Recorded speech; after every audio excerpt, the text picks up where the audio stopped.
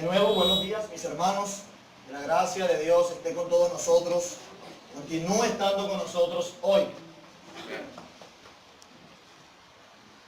Siempre es una gran responsabilidad estar en este lugar, siendo el portavoz del Dios vivo. Por tal razón, quiero rogarles que me acompañen en oración. Padre bueno, no nos cansamos de dirigirnos a ti. Como aquel niño que no se cansa de ir al pecho de su madre porque le necesita, así va tu iglesia a ti, Señor, necesitándote, entendiendo que dependemos solo y absolutamente de ti. Realmente, como bien dice tu palabra, separados de ti nada podemos hacer. Es desprendernos de la vida misma. Es desprendernos de aquel que nos dio el aliento de vida y que nos sostiene. Por eso, Señor, en los méritos de Cristo, mi buen Dios, venimos a tus pies. Queremos adorarte con toda nuestra alma. Tu iglesia hoy quiere rendirse ante ti una vez más y reconocer tu soberanía, tu gloria, tu señorío. Reconocer que tú eres el creador, el digno, pero también el salvador de lo que estábamos perdidos, Señor.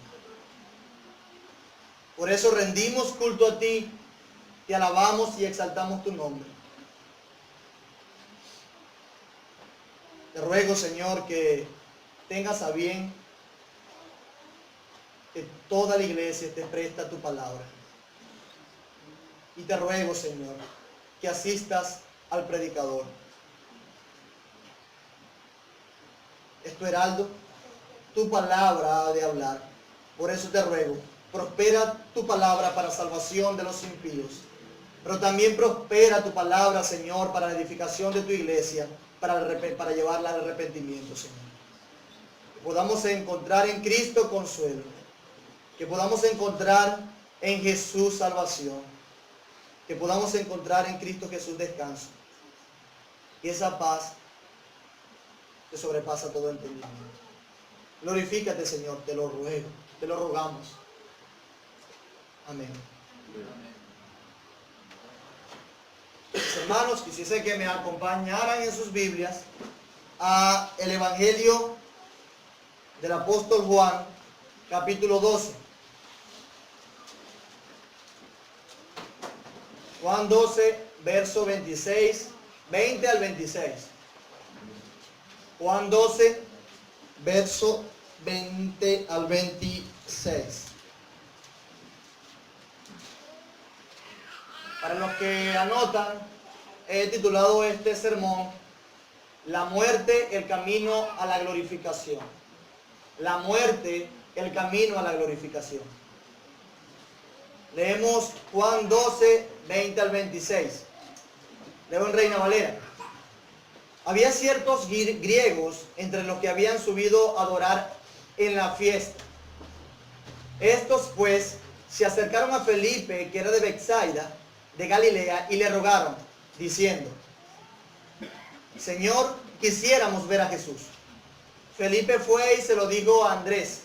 Entonces Andrés y Felipe se lo dijeron a Jesús. Jesús le respondió diciendo: ha llegado la hora para que el Hijo del Hombre sea glorificado. De cierto os digo, que si el grano de trigo no cae en la tierra y muere, queda solo. Pero si muere, lleva mucho fruto. El que ama su vida la perderá, y el que aborrece su vida en este mundo para vida eterna, la guardará. Si alguno me sirve, sígame, y donde yo estuviere, allí también estará mi servidor. Si alguno me sirviere, mi Padre le honrará. La sección en la que estamos, mis hermanos, es muy rica. Esta sección no solamente incluye estos versículos, sino que es más amplia. Es muy rica. Tiene mucho que decir esta sección del Evangelio de Juan. En lo personal, yo estaba distraído en la riqueza de este pasaje. Pero gracias a Dios, por su gracia, a través de la meditación y la oración, me ayudó a concentrarme en una porción específica, y es esta que acabamos de leer. Como ya les dije, Nuestro pasaje o nuestro sermón de hoy está titulado como la muerte, el camino a la glorificación. Y lo vamos a ver de la siguiente manera. Tenemos dos encabezados. El primero es la glorificación del Hijo del Hombre. Y en segundo lugar vamos a ver la demanda del Hijo del Hombre. Sencillo, esos dos. Lo vamos a ver de esa manera. Pero antes de entrar específicamente en el punto o en el primer punto que tenemos acá, quisiera hablar de manera introductoria del contexto de este pasaje. Juan presenta la mayoría de lo que quería decir en su evangelio en el contexto de las fiestas judías. Tabernáculos, panes sin levadura, la Pascua, entre otras. Sin embargo, la mayoría de los comentaristas coinciden que Juan no estaba dirigido estrictamente a un público judío, sino que tenía también Juan un interés especial en los griegos. Juan quería exaltar en su evangelio a Cristo como el Mesías, el Hijo de Dios que se encarnó, el Logos, la misma gloria de Dios hecha carne, de manera que sus destinatarios pudiesen creer en Cristo y al creer en Cristo tuviesen vida eterna. Nuestro pasaje que vamos a ver hoy está ubicado justamente antes de la última Pascua que acogería el clímax de este evangelio y también el clímax de toda la historia de la redención. Esto no es más que la consumación de la obra de Cristo en la cruz. En el capítulo 11, Juan menciona el hecho que hizo acabar con la paciencia de los fariseos. Jesús resucitó a Lázaro. Y muchos de los fariseos creen en él y además más gente empezó a seguirle. Los fariseos, al ver los resultados de que Cristo haya resucitado a Lázaro, hicieron un plan para matarle, porque tenían miedo de que la gente siguiese creyendo en él. Y como la gente iba a seguir creyendo en él, tenían miedo también de que el ejército romano viniese, destruyese el pueblo judío y también destruyese su lugar sagrado. ¿Cuál era el lugar sagrado de los judíos? El templo. Ellos tenían miedo, por eso planificaron matarle. Jesús hacía muchas señales. Ellos decían, hay que matarlo. Desde entonces, guiados por el sumo sacerdote Caifás, acordaron matarle, bajo la premisa de que es mejor que muera un solo hombre por el pueblo que toda la nación perezca. Claro, esto lo dice Caifás y no sabía, y esto lo sabemos nosotros por un comentario de Juan en este pasaje, Caifás no sabía que estaba profetizando la verdad acerca de la muerte de Cristo para congregar en uno a los hijos de Dios que estaban dispersos. Y podemos ver, por cómo comienza el capítulo 12, que no solo estaban siguiendo a Jesús, lo querían matar. No era un plan solamente dedicado para matar a Cristo, sino también que querían matar a Lázaro. ¿Por qué querían matar a Lázaro? Bueno, pues era un testimonio vivo de lo que Jesús era y de lo que Jesús había hecho. Y gran multitud de los judíos fueron a Betania buscando la manera de ver a Jesús y ver a Lázaro resucitado. Entonces Jesús llega a Jerusalén a celebrar la Pascua. La misma Pascua que marcaría el final de su ministerio. La gente se aproxima a recibirlo con una entrada triunfal. Lo loan, lo bendicen como aquel que venía en nombre del Señor, el Rey de Israel. De esta manera nuestro Señor cumple lo que dijo el profeta Isaías. No temas, hija de Sión. He aquí tu rey viene, montado sobre un pollino de asno. Juan, comentando la entrada de Jesús, nos dice que los fariseos se decían entre sí que no habían conseguido nada cuando habían dado orden de que si alguno viese a Jesús, les avisaran o les informaran para poder prenderle, para matarle. ¿Por qué ellos dijeron, bueno, no alcanzamos nada? Pues grandes multitudes vinieron a recibirle. Y ellos decían, bueno, miren, todo el mundo va tras él. Y pues parece que sí, que todo el mundo iba tras Jesús.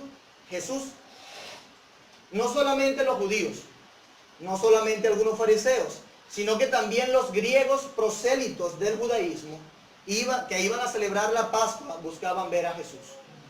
Vamos a ver qué dice el verso 20 de nuestro pasaje. Dice así: había ciertos griegos entre los que habían subido a adorar en la fiesta. ¿A qué subieron los griegos? A adorar en la fiesta. Estos pues, dice el 21, se acercaron a Felipe, que era de Betsaida, de Galilea, y le rogaron, diciendo: Señor, quisiéramos ver a Jesús. Los griegos también querían verle, y Jesús estaba trayendo aún a aquellos griegos temerosos de Dios. Estas personas estaban rogando también ver a Jesús. Quizás le preguntaron a Felipe porque Felipe tenía un nombre griego. El nombre Felipe es un nombre griego. ¿Y qué pasa? Felipe también hablaba griego. Según los primeros capítulos del Evangelio de Juan, y también según el verso 21, Felipe vivía ¿en dónde? En Betsaida, donde la mayoría de la gente hablaba griego. Es una posibilidad que los griegos se sintieran identificados. Por eso fue que hablaron con Felipe, y después Felipe le dijo a Andrés que también Andrés era un nombre griego. Pero el punto es que aún los griegos temerosos de Dios querían ver a Jesús. Y Juan lo registra. Juan lo registra. Felipe fue, dice el verso 22, Felipe fue y se lo dijo a Andrés. Entonces Andrés y Felipe se lo dijeron a Jesús. Parece que Felipe no podía hacer nada solo, ¿verdad? Que va y le dijo a Andrés: bueno, vamos los dos. A mí me pasa así a veces también con Andrés. Siempre lo llamo para hacer algo, ¿no? Realmente como que no podía hacer nada solo. Pues fue y le dijo a Andrés, y ambos se lo dijeron a Jesús. Estas personas eran los únicos de los discípulos que tenían nombres griegos: Andrés y Felipe. Posiblemente eso trajo los griegos hacia ellos. Pero algo que es importante es destacar la respuesta de Cristo. Pero al destacarla también nos vamos a dar cuenta que parece rara. Muy rara. Pero podemos saber, por medio del Espíritu Santo que guió a Juan, que Juan, guiado por el Espíritu Santo, decidió dejarlo allí. No habló más de los griegos, lo dejó allí. Pero lo que sí menciona son las palabras del Señor Jesús en respuesta de lo que le dijeron acerca de aquellos griegos. La pregunta es: ¿qué respondió Cristo? ¿Qué respondió nuestro Señor? Y de esta manera vamos a entrar en nuestro primer encabezado: la glorificación del Hijo del Hombre. Verso 23. Sígueme en sus Biblias. Jesús le respondió diciendo: ha llegado la hora para que el Hijo del Hombre sea glorificado. Ya Juan había mencionado otras veces ese término de la hora. La primera vez que Juan menciona el término la hora, lo menciona en Canaán. ¿Recuerdan las bodas? Jesús le dice a su madre: madre, ¿qué tienes contra mí? Aún no ha llegado mi hora. La segunda vez es en Jerusalén, en la fiesta de los tabernáculos. Allí procuraban prenderle, mas ninguno puso en él mano, porque aún no había venido su hora. Ese está en el capítulo 7, verso 30. Otra ocasión fue en el templo. En el templo, Jesús enseñando, dice que nadie le prendió porque aún no había venido su hora. La primera vez en el capítulo 2, verso 4, que era la boda de Canaán, Cristo mismo es el que dice: mujer, no ha llegado mi hora. Pero en las otras dos veces, las siguientes, es Juan comentando la narración que dice que a Cristo no le había llegado la hora. Pero aquí vuelve Cristo y dice, ¿qué es lo que dice Cristo? Ha llegado la hora. Ha llegado. ¿En respuesta a quién? De lo que le dijeron acerca de los griegos, que los griegos querían ver. Y es aquí donde la muestra. Es aquí donde estamos. La hora de Jesús ha llegado. Habría de ser glorificado. Llegó el momento donde había de culminar la obra de Cristo consumada en su muerte. El peregrinaje a la cruz está oficializado. Ha llegado la hora, la última Pascua de nuestro Señor. Esta Pascua es la tercera que menciona Juan en su evangelio. Pero también habría de ser la última Pascua de Jesús en la tierra. Jesús conocía muy bien los tiempos. Jesús entendía que debía cumplirse toda justicia. Él sabía que no era antes ni después, era en el momento. Pero hoy dice, aquí dice, su momento ha llegado, donde el Hijo del Hombre sea glorificado. Era necesaria, mis hermanos, para que la obra de Cristo fuese completa, era necesaria perfección. No solamente una perfección en ética de vida, sino en el cumplimiento de toda justicia.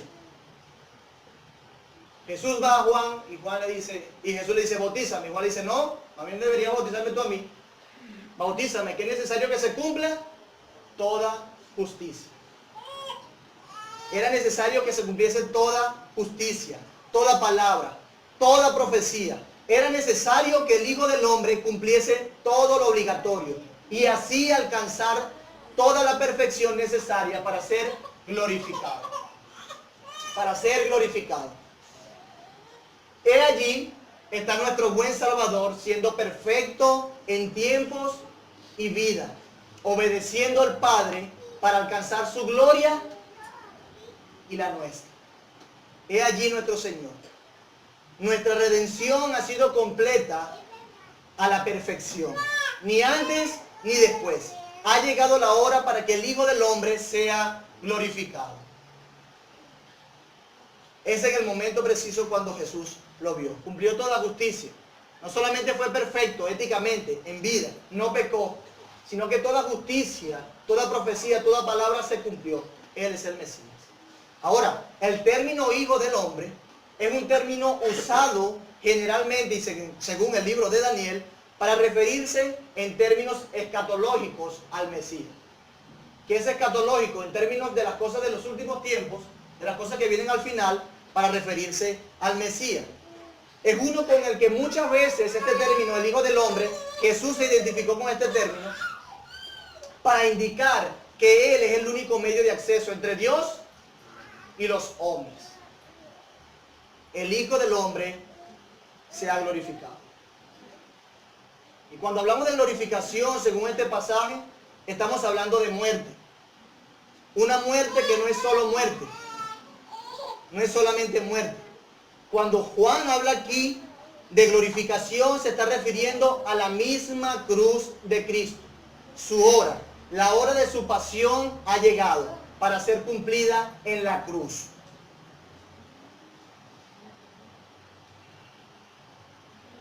En este punto es donde nuestras mentes chocan, como seguro pasó en la mente de muchos de los judíos que esperaban que aquel Hijo del Hombre, aquel Mesías, aquel enviado de Dios viniese a conquistar con los ejércitos de Dios, que viniese a glorificarse conquistando con poder como aquel Mesías profetizado en Daniel. La gente lo recibe a la puerta de Jerusalén, reconociendo que es aquel enviado de Dios, del Rey. Pero Jesús se refería a la cruz. Jesús se refería a la cruz. En vez de venir en un carruaje con carros y caballos de batalla, ¿cómo vino? Vino en un pollino de asno. Entró en un pollino de asno. En un burrito. Entró en un burrito. Alguien dijo alguna vez, la primera frase de Jesús inflamaría los corazones de los oyentes. A continuación, siguió una serie de dichos que lo dejarían confusos y perdidos, porque les resultaría incomprensibles o increíbles, porque hablaba no en términos de conquista, sino de sacrificio y muerte. Mis hermanos, desde los ojos humanos la muerte de Cristo iba a ser una tragedia. Iba a ser una tragedia. No obstante, un triunfo glorioso según la perspectiva de Dios.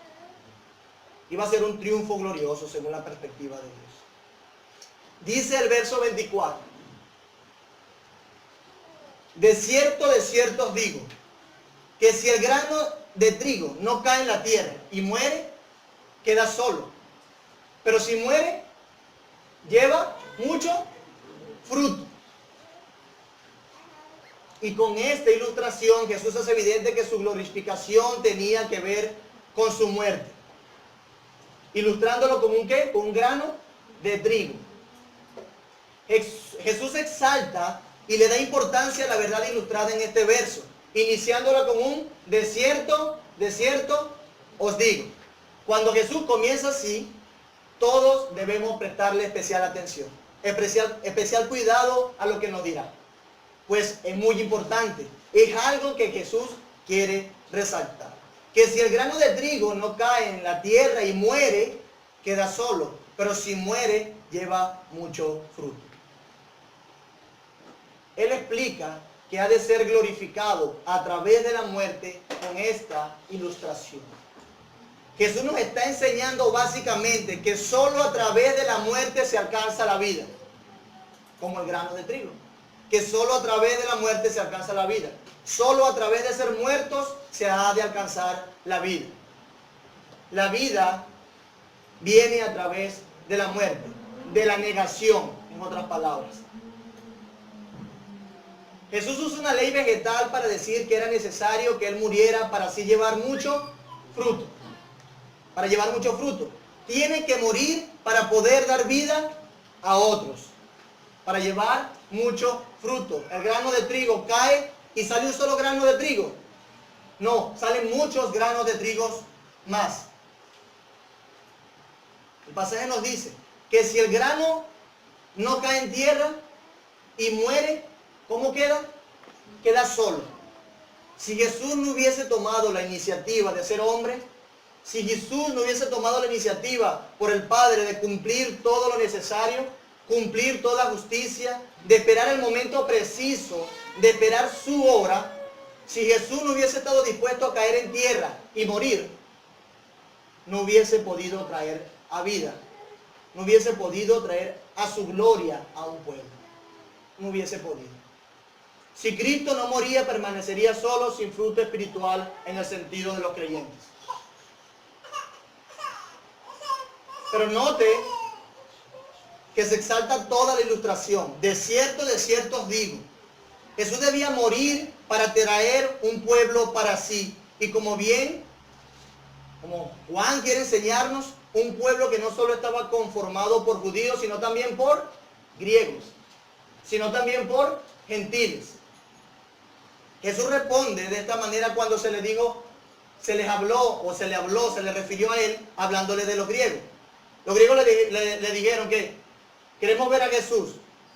Y Juan registra esto para mostrar la universalidad del fruto de la muerte de Cristo. Para mostrar la universalidad del fruto de la muerte de Cristo. ¿Solo los fariseos y los judíos? No. Los griegos, los gentiles, también iban a ser beneficiados por la muerte de Cristo. ¿Hay algún judío aquí? ¿Hay algún judío aquí? O sea que la muerte de Cristo también nos alcanzó, ¿verdad? Un comentarista dice, este es uno de los grandes momentos de la historia evangélica, porque aquí se nos insinúa tímidamente por primera vez que el evangelio había de llegar a todo el mundo. Llegó a todo el mundo, llegó al otro lado del mundo, llegó a Venezuela. Que si el grano de trigo no cae en la tierra y muere, queda solo. Pero si muere, lleva mucho fruto. Y antes de pasar a nuestro segundo encabezado, yo quiero hacer notar algo más. Algo importante. Algo muy importante. Los términos en los que habla Jesús son términos de gloria, ¿sí o no? La hora de que el Hijo del Hombre sea glorificado. Son términos de gloria. Cuando hablamos de gloria, no hablamos de humillación, afrenta, vergüenza. De hecho, la palabra en griego es doxazo, que significa alabar, dar gloria, honrar. No se trata simplemente una muerte triste, no se trata simplemente o meramente de una muerte sin fruto, vacía y deshonrosa, una muerte estéril. No se trata de eso. No estamos hablando de una derrota. No estamos hablando de una derrota. Nuestro Señor dice, es momento de que el Hijo del Hombre sea glorificado, que el Hijo del Hombre sea honrado, que sea alabado, que sea glorificado. Es necesario de que el Hijo del Hombre venza en aquella cruz y que sea llevado al Padre. Es necesario de que el Hijo del Hombre venza en aquella cruz y sea llevado al Padre. Jesús presenta su hora como una hora de triunfo, de gloria, de exaltación. Presenta la hora de su muerte como una victoria, donde Él sería glorificado, donde iba a ser vencido el pecado y lo que le daría de nuevo el camino de regreso al Padre. La muerte le daría el camino de regreso nuevamente a Cristo al Padre. Eso sí es gloria. Eso sí es gloria. Y Cristo lo sabía. Por eso que dice que la hora de que el Hijo del Hombre sea glorificado. Estar con el Padre. Esa era su gloria. Hacer la voluntad de su Padre. Hacer, ¿cuál es la obra de Dios? De Jesús, dicen los evangelios. Hacer la voluntad de su Padre. Bien dijo Pablo, citando la Escritura. Sórbida es la muerte en victoria. Los griegos seguramente no pudieron ver a Cristo. No lo registra Juan. Pero Cristo sí pudo ver la cruz gloriosa, la hora de la cruz, del triunfo que traería a los griegos y a los de todas las naciones como realmente necesitan ver a Cristo, como Señor y Salvador. Los griegos preguntaron por Él, se lo dijeron y Él vio fue la cruz. Es mi hora. Mi hora cuando ellos realmente vean y me busquen por lo correcto. Donde ellos también puedan ser salvos por mí. Eso fue lo que vio Cristo. Ahora, habiendo visto que es necesario morir para traer vida según este pasaje, es necesario la muerte para que muchos sean vivificados. Vamos a ver ahora nuestro segundo encabezado. La demanda del Hijo del Hombre. Versos 25 y 26. Dice, el que ama su vida, la perderá. Y el que aborrece su vida en este mundo para vida eterna, la guardará. Si alguno me sirve, sígame. Y donde yo estuviere, allí también estará mi servidor. Si alguno me sirviere, mi Padre le honrará. Según la narración de Juan, Jesús pasa de hablar de sí a hablar de quién, de sus discípulos. Y al hablar de sí, recuerda, cuando Él está hablando de sí, recuerda y confirma un principio bíblico. Nuestro Señor, nada más y nada menos, habla de su muerte como la entrada a la vida. Y lo ilustró con el grano de trigo. Él no solo dice que tiene que morir para perdón de pecados. La intención de nuestro Señor no era que se percibiera su muerte como un hecho aislado de lo que creían en Él. No. Jesús estaba asentando un principio espiritual del cual Él mismo sería la referencia. Él mismo iba a ser la referencia de este principio. Es necesario morir para tener vida. Él mismo iba a ser la referencia. Es decir, en nuestro Señor se cumplió este principio. La muerte ha de traer vida y es el camino de regreso al Padre. Vamos a ver la cruz. Imagínense a Cristo por los romanos siendo levantado en una cruz, clavado, con corona de espinas. Recuerde ese evento, si vio la pasión de Cristo por lo menos. Pero imagínense ese momento donde Jesús ha sido levantado en una cruz. Y Él estuvo allí, glorificándose. Él estuvo allí colgado en una cruz. Él estuvo allí molido. Él estuvo allí golpeado, lacerado. Él estuvo allí quebrado. Él estuvo allí gimiendo con sed y bebiendo vinagre. Él estuvo allí siendo desangrado. Nuestro Señor estuvo allí traspasado por una lanza. Pero hay más. Hay más. Él estuvo allí en aquellos tiempos, hace 2016 años, en un vientre. Él estuvo allí buscando asilo en un mesón y terminando en un pesebre entre animales. Él estuvo allí corriendo y huyendo en los brazos de sus padres terrenales para evitar que le matara un rey que él mismo puso en esa posición, un rey que él mismo hizo. Él estuvo allí. Allí estaba aquel que es la razón de ser de todas las cosas. He allí el Logos, la sustancia misma de Dios, que sostiene todas las cosas. Dios mismo hecho carne, el creador como criatura. Esto era inimaginable e insondable tanto a judíos como a griegos. Que Dios descendiera, tan solo que pudiera despojarse para ser carne y hueso, para ser hombre. Dios nos dé la capacidad, mis hermanos, para por lo menos rozar el significado de eso. Estamos hablando de que Cristo no solamente murió en una cruz, sino que se hizo carne, el Dios vivo, para poder glorificarse en esa cruz.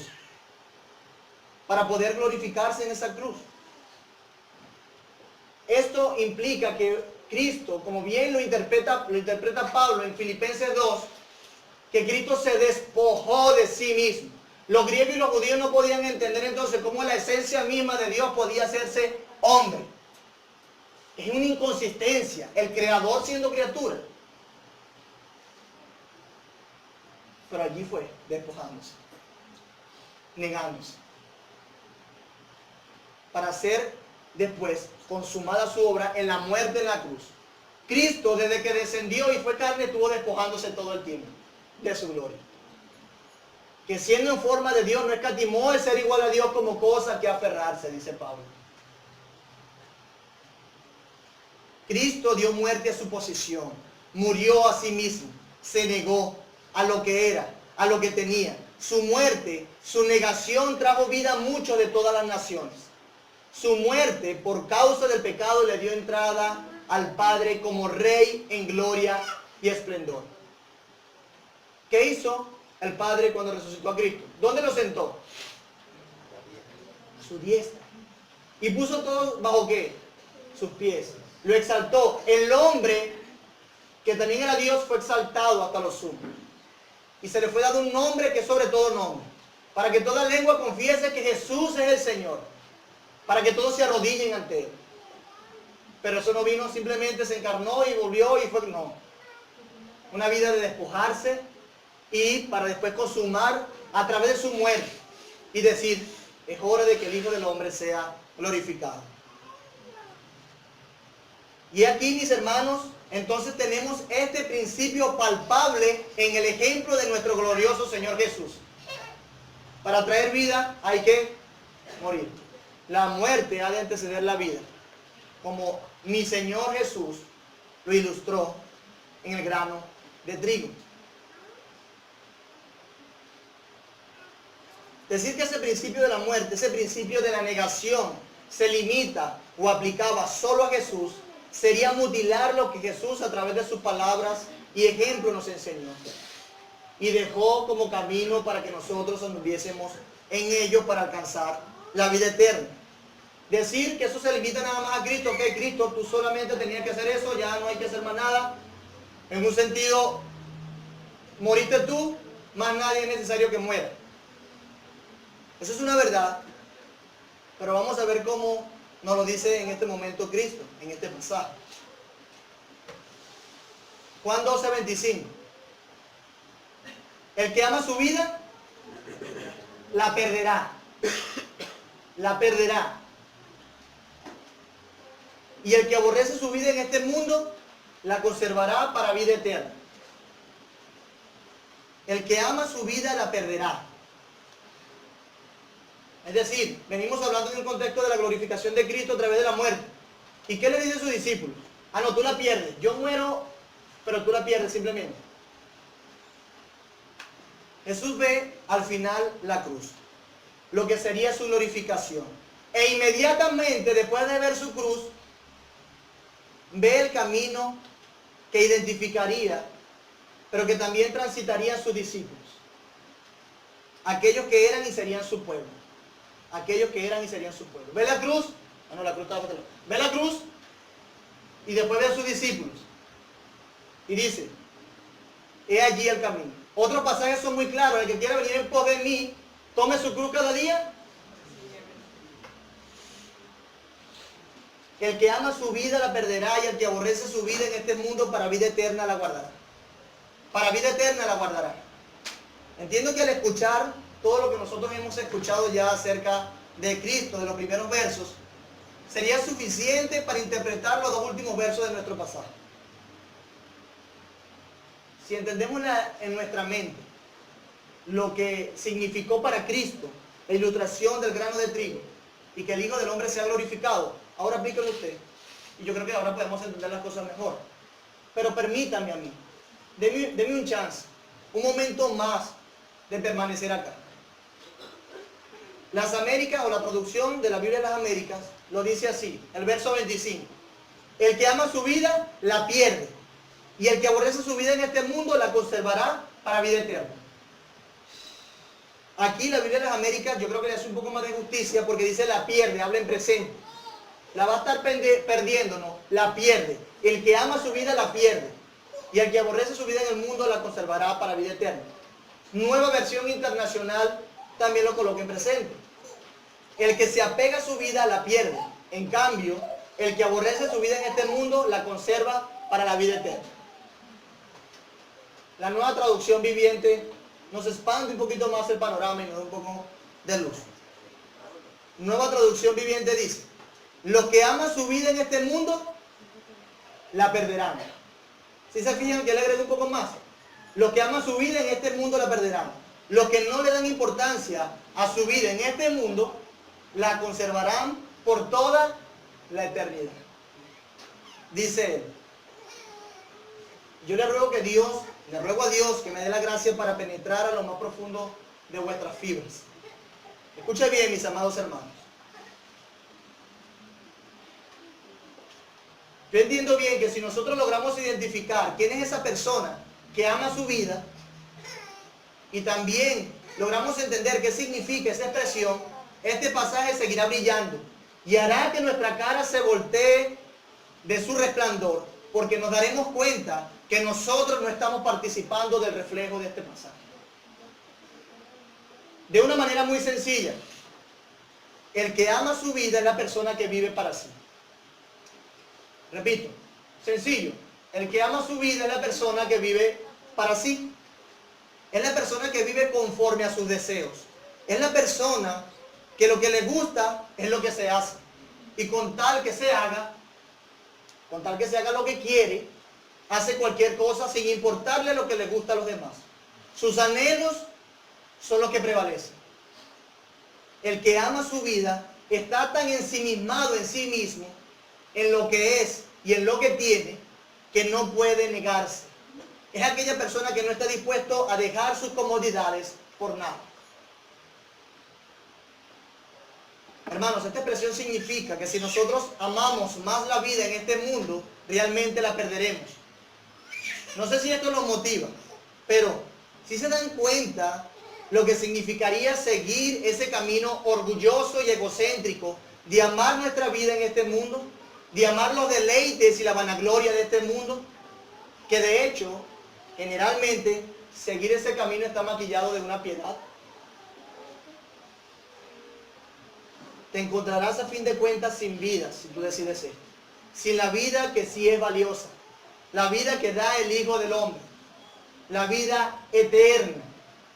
Dice el pasaje, la perderá. La perderá. El hecho de que nosotros entendamos que si no morimos a nosotros mismos, hemos de perder nuestra vida, no nos estremece. No nos llama a estar avisados y prevenidos y a hacer morir nuestra carne, a negarnos a nosotros mismos, a morir como Cristo lo hizo, a aborrecer nuestra propia vida para ganar la vida eterna. Si eso no nos motiva, debería hacerlo. Debería motivarnos. El hecho de que estemos caminando por el camino incorrecto, por amar más nuestra vida, debería aterrarnos. Debería hacernos correr a la senda que Cristo transitó. Y que Él mismo, con misericordia y gracia, sin igual, nos motiva a seguir. Nos manda, de hecho, a seguir. El pasaje no está hablando de seguirnos a nosotros mismos. Está hablando de seguir a Cristo. El que me sirve, síganme. Síganme. Ahora, tú que profesas ser discípulo de Cristo, Tú que profesas ser discípulo de Cristo. No deberías estar buscando la manera de andar el camino que Él quiere que andes, sabiendo que Cristo murió para eso y por eso. Mis amados hermanos, si Cristo murió para cumplir los planes de Dios, no lo haremos nosotros. Si el amado de Dios murió para cumplir los planes de Dios, no lo haremos nosotros. Somos nosotros más que Cristo. El discípulo es mayor que su maestro. Estamos diciendo con nuestra vida que eso solamente le correspondió a Cristo. A Él nada más. El que ama su vida la perderá, y el que aborrece su vida en este mundo para vida eterna la guardará. Y quiero resaltar que en lo que a nosotros nos compete, lo que a nosotros se trata, significa, o esto significa, que debemos negarnos a nosotros mismos. Debemos de morir a nosotros mismos y de estar dispuestos a seguir las pisadas del Señor en la cruz. Es decir, negarnos, morir a nosotros mismos y si es necesario, que nos crucifiquen como Cristo lo hicieron. Eso significa, debemos de estar dispuestos a eso. ¿Todos aquí están dispuestos a morir por causa de Cristo? ¿Es posible? O quizás todos ahorita digamos que sí. Pero atesore la idea en su corazón de que usted debe estar dispuesto a morir por la causa de Cristo si realmente es su discípulo. Atesore eso en su corazón. El morir a nosotros mismos, además, es negarnos a nosotros mismos. El aborrecer nuestra vida en este mundo es una inversión para la eternidad. El aborrecer nuestra vida en este mundo es una inversión para la eternidad. ¿Para qué dice el verso 25 que debemos aborrecer la vida en este mundo? El verso 25, búsquenlo, léalo. ¿Para qué dice el verso 25 que debemos aborrecer nuestra vida en este mundo? Para guardar la vida eterna. Así que aquellos, escuche bien todo lo que están aquí.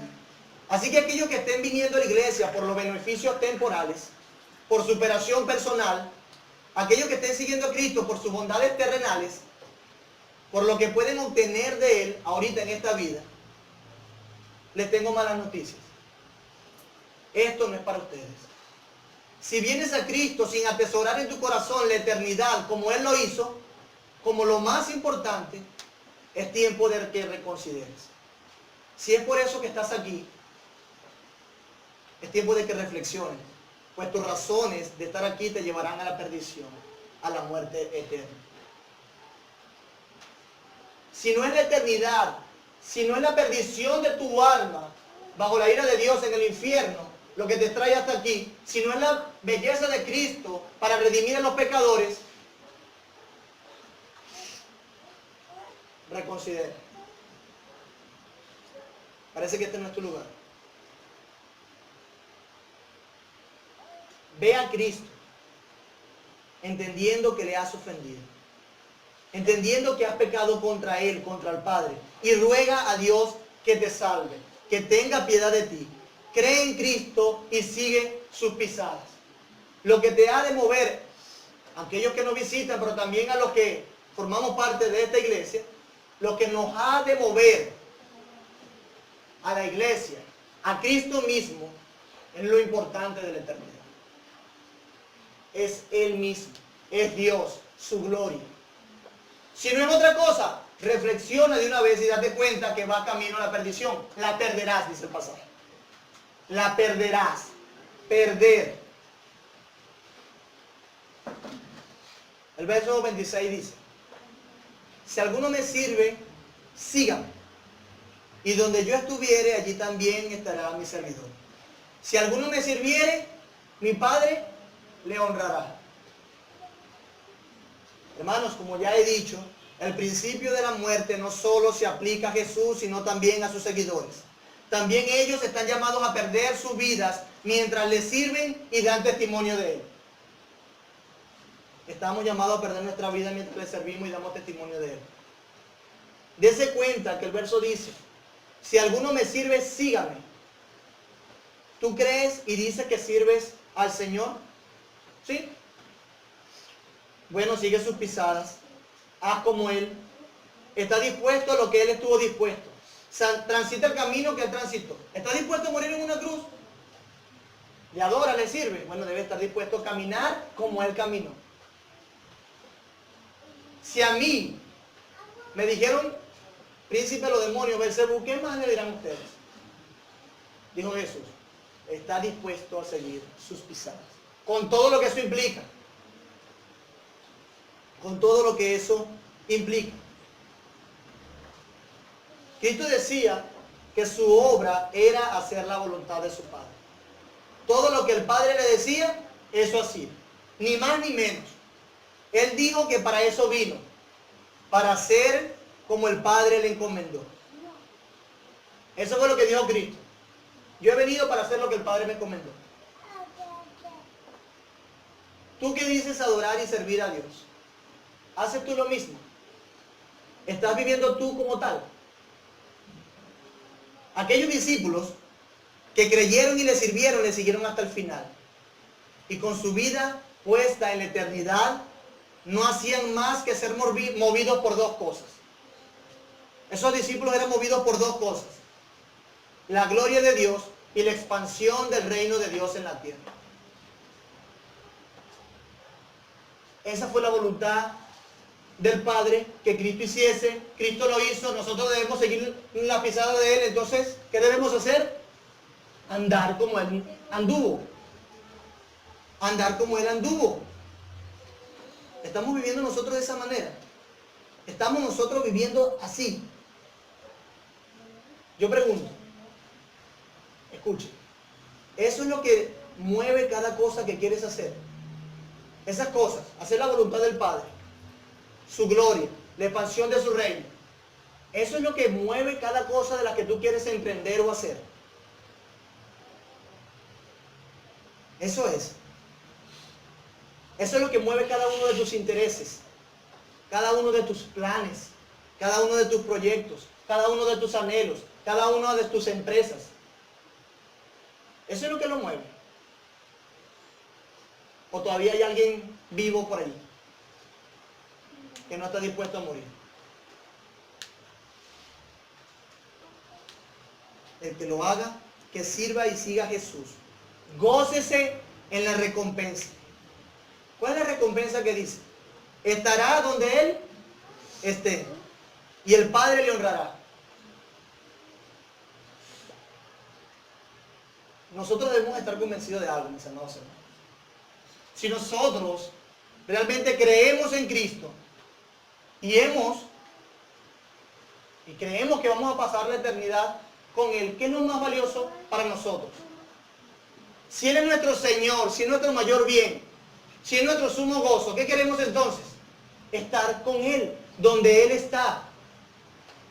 Alguien dijo una vez, no me acuerdo, que si nosotros vamos al cielo y queremos ir al cielo solamente porque no va a haber castigo y no por Cristo, entonces iremos al infierno. Si usted va al cielo es porque va a amar y deleitarse en estar con Cristo por la eternidad. Va a estar con Él a la diestra de Dios, reinando con Él. Si es diferente, malas noticias. Malas noticias. Por eso vuelvo a preguntar. Eso es lo que mueve cada cosa que quieres hacer, cada uno de tus intereses, cada uno de tus anhelos, de tus negocios, de tus planes. Eso es lo que lo mueve. La gloria de Dios, estar con Cristo, la eternidad, tener esa recompensa. Por favor, no busquemos más elogio y la honra de los hombres. No lo busquemos. No busquemos más los placeres de este mundo y lo que la sociedad dice que es el éxito, lo que la sociedad dice que es lo mejor. Busquemos la honra y el elogio de quien sí es importante, de nuestro Señor, de Dios mismo. Y mi Padre le honrará, dice. Estará conmigo. ¿Y qué va a hacer mi Padre? Le honrará. La pregunta es, ¿Dios honró a Cristo? Lo puso sobre todas las cosas. Tú vas a estar con Cristo y Jesús te promete que el Dios, creador del universo, te honrará. Esa es la honra que nosotros debemos seguir. Allá debemos dirigirnos. Toda criatura debería escuchar esto y decir, eso es lo más valioso y debería ir allá. pero lamentablemente no es así.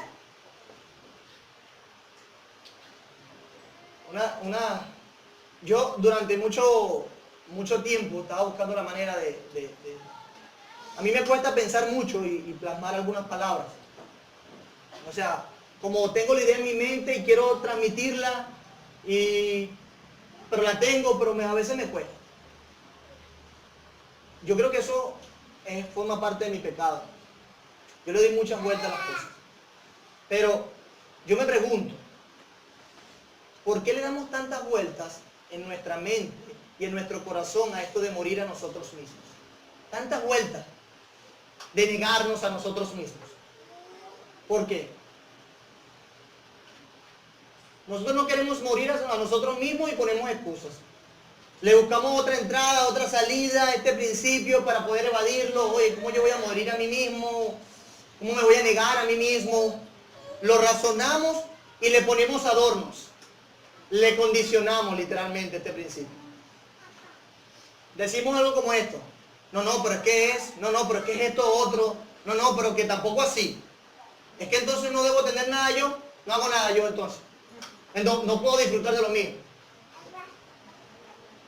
No, pero entonces no hay ni una sola cosa, ni una sola vez que yo pueda hacer lo que quiera. Algunos somos muy osados. De hecho, y Dios tenga misericordia de nosotros. Algunos somos tan caraduras, como dicen algunos, somos tan caretablas, que hacemos hasta razonamientos bíblicos para justificar nuestro amor a esta vida en el mundo.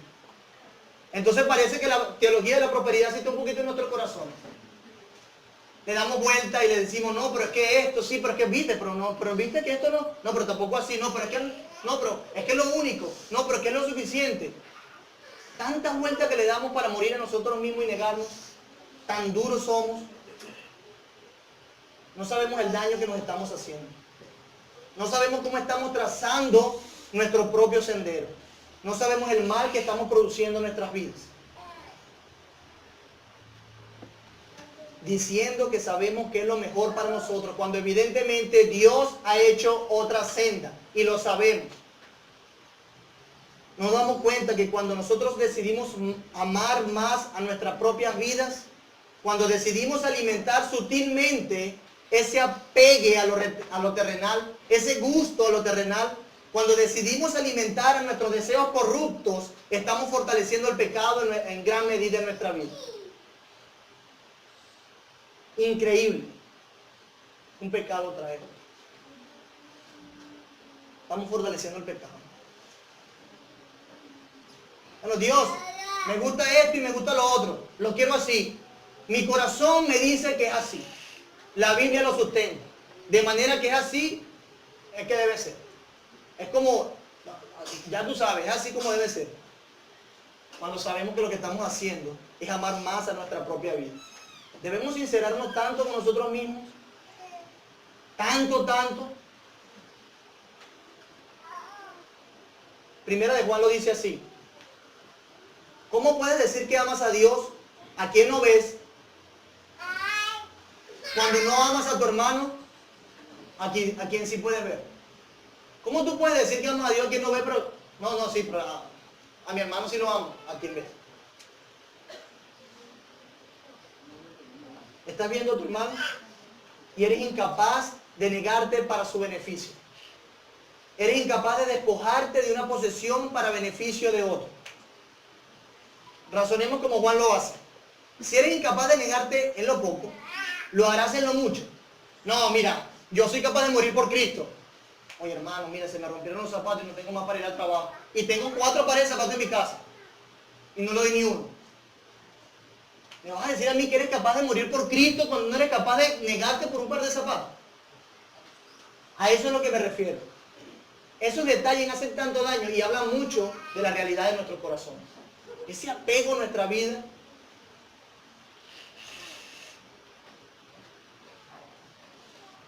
Cada vez que tú te niegas a morir a ti mismo, por pequeña e inocente que sea o parezca la situación, estás fortaleciendo tu apego y tu amor a ti mismo, a lo que tienes, a lo terrenal, a este mundo. Cada vez que te niegas a negarte. dejas de dar, escuche, dejas de dar para retener. Dejas de pensar en el reino de los cielos para pensar en tus sueños. Dejas de pensar en las necesidades de tu hermano para pensar solo en las tuyas. Dejas de caminar, reflexionar, pensar, meditar conforme a la expansión del Evangelio para concentrarte en tus planes y anhelos de tu corazón. Es increíble. ¿Qué nos identifica? ¿Cristo o no?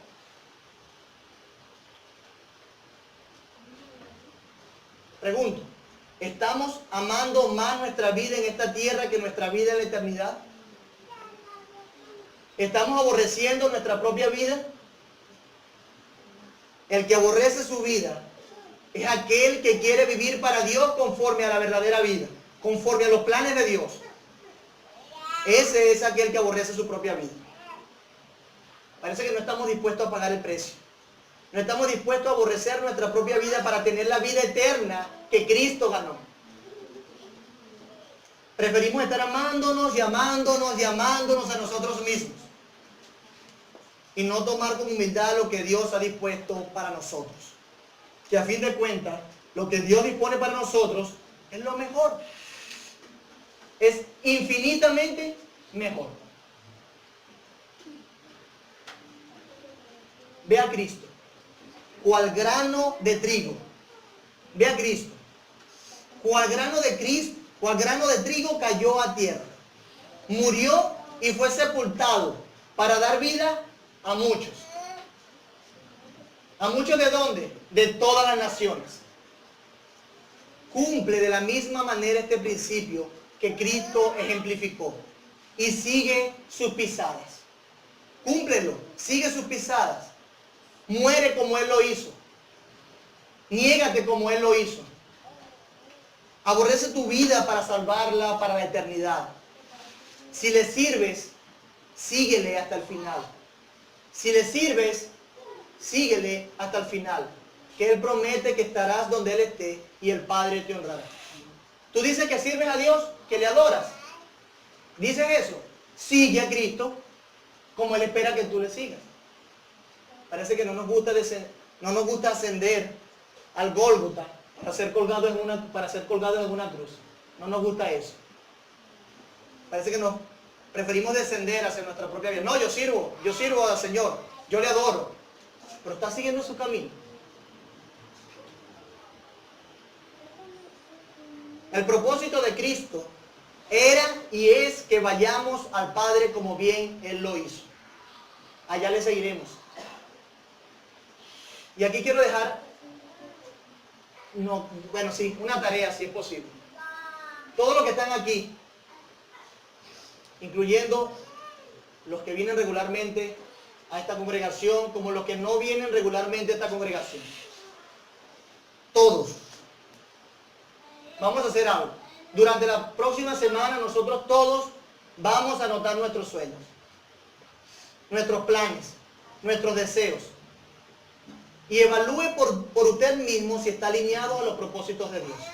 Evalúe si están hechos para llevarlo a usted y a los que lo rodean al cielo, a la gloria de Dios. Evalúe si sus planes están hechos para hacer la voluntad de nuestro Padre que está en los cielos. Evalúelo. Examine cuánto estás dispuesto a dar de ti. Haga eso, anótelo. Quiero hacer esto, quiero ser el mejor ingeniero, quiero hacer esto, lo que usted tenga planificado.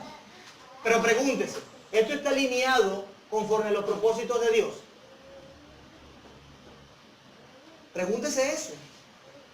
Pregúntese si esos planes y esos deseos están hechos para llevarlos a usted mismo y a los que lo rodean al cielo, a la eternidad, con el Padre. Y es en serio, no es retórica. Estaría orando para que realmente todos pudiésemos hacer eso. Evalúe si usted está alineado. Evalúe si sus planes están alineados con el beneficio al reino de Dios. ¿Tus planes están alineados para beneficiar al reino de Dios? A la expansión de su evangelio, a la proclamación de su nombre y la gloria del Padre. ¿Están alineados? Ahora yo digo, si usted se da cuenta cuando haya hecho esa tareita que no es así, que estás amando más tu propia vida y lo que tú quieres, tú realmente no estás siguiendo a Cristo. Vas tras tu propia pisada. Te estás siguiendo a ti mismo. A Cristo no. Estás siguiendo tus deseos. Pero quiero que sepas esto. El fin es que esa vida que tú vas a luchar por tener, la vas a perder. La vas a perder. En la eternidad perdida. Separado de Dios.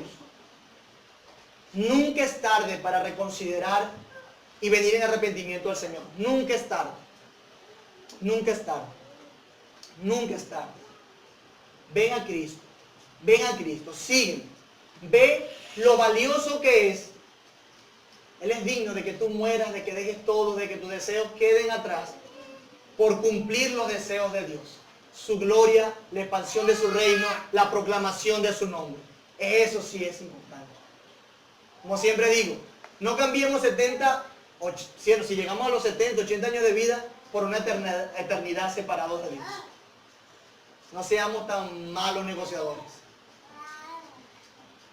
Como conclusión, voy a leer 2 citas de un comentarista. Preste atención acá. Él dice: Jesús vino a los judíos y al mundo con una nueva visión de la vida.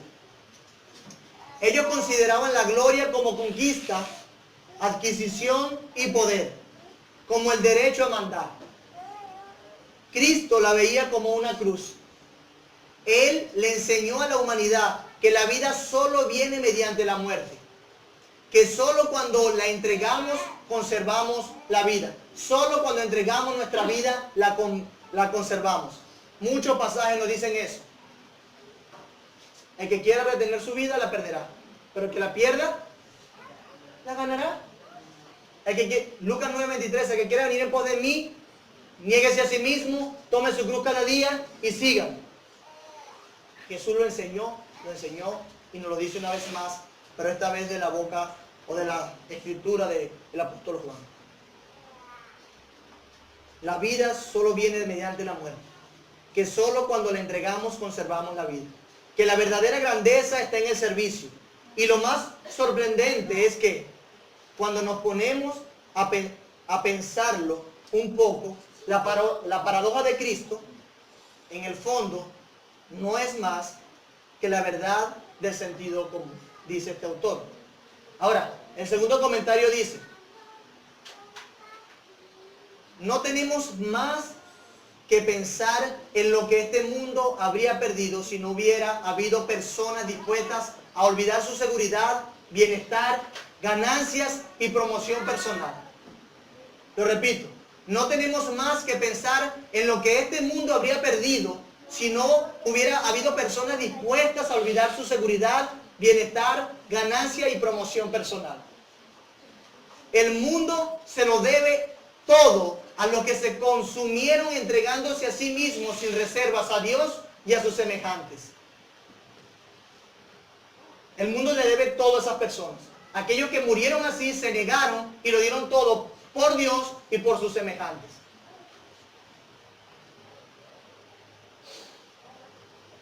Probablemente existiéramos algo más de tiempo si nos tomamos las cosas con calma, si nos evitamos las tensiones, si nos sentamos cómodamente y nos cuidamos de nosotros mismos.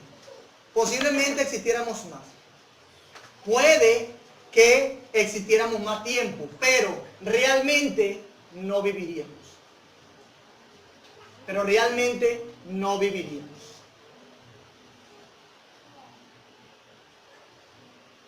Si aún las personas que decidieron seguir a Cristo no hubiesen muerto como mártires, realmente el Evangelio no hubiese llegado a muchos lugares. No quieres existir un poco más de tiempo. Prefiere vivir. Pero vivir como Cristo sabe que se debe vivir, para su gloria. El que ama su vida la perderá. Pero el que la aborrece su vida en este mundo, la ganará. Para vida eterna. El que me sirve, sígame. Y donde yo esté, allí Él estará Él conmigo.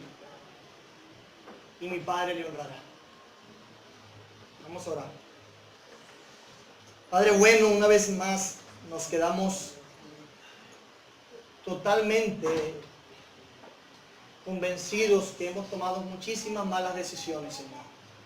Cuánto amamos nuestra seguridad, cuánto amamos nuestra propia vida, nuestros propios planes, lo que nos gusta, Señor. Cuánto lo amamos. No te hemos imitado, no te hemos seguido, Señor. Padre, realmente hemos fallado en el proceso. Padre, realmente hemos caído muchas veces por amor a nosotros mismos. Padre, no queremos aceptar tu voluntad. Nos negamos profundamente.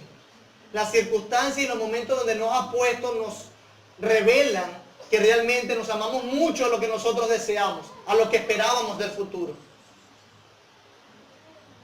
Pero te ruego que traigas arrepentimiento una vez más a nuestras vidas y nos ayudes a organizar nuestra vida para tu gloria y tu honra, Señor. Que podamos negarnos a morir a nosotros mismos, así como tú lo hiciste, Cristo. Así como tú moriste para el beneficio de muchos.